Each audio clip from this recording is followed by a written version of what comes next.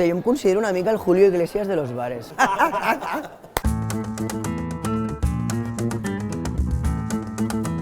Bones, em dic Carles Armengol i acabo de publicar la meva primera novel·la, Collado, la maldició d'una casa de comides. És un retrat de la Barcelona postolímpica, als anys 90 i posteriors, explicats des dels marges del barri de Collblanc, un barri que està als límits entre Barcelona i Hospitalet, i dins del que va ser el negoci familiar, que va ser una casa de menjars, tots els personatges amb els que vaig créixer. A todos, a todos. Todos ellos han sido mis referentes en la vida y los que me han hecho interesarme por las cosas raras. Una de las personas que tenía mucho cariño de pequeño era Onofre, que fue un sin techo, un sin hogar, que solía venir al bar, que solía yo hablar con él y que, bueno, que de repente de un día para el otro pues, nos enteramos en casa de que había sido muerto por un apuñalamiento. Y de repente fue como mi primer contacto con la muerte. Hòstia, jo em considero una mica el Julio Iglesias de los bares. Vull dir, no em caso amb cap bar. Sempre m'agrada estar canviant. Buena pregunta, porque es algo que planteo en el libro, de hecho. Nunca he sabido bien de dónde soy.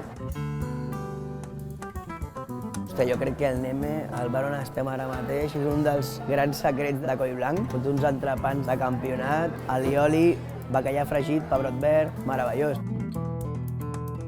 Hem d'anar amb compte la nostàlgia perquè és una arma perillosa. Crec que Barcelona ha guanyat en moltes coses, però també està perdent autenticitat i està perdent carisma.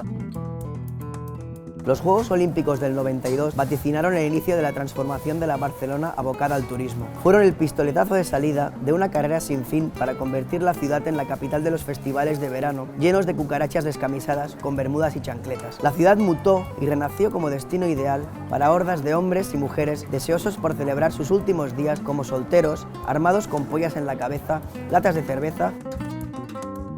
Esmorzar a forquilla. Fricando no falla, soc bastant de peus de porc, uns càrgols a la llauna. Café de especialitat, no somos tontos. Cada momento tiene su canción. Magic in the Air, les nits dels divendres a la sala Màgic, allà va començar tot. Hòstia, amb la Ayuso, sens dubte. Passatge a Xile. FAC, Maripau Huguet. Sempre Maripau, mataria a qualsevol polític de l'estat espanyol i de Catalunya i em casaria amb l'Alberto Valle. Alberto, te quiero.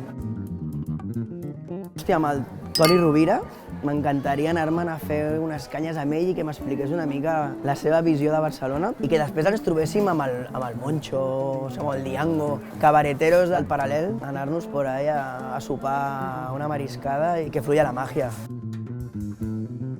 O sigui, això ha sigut una novel·la totalment autobiogràfica.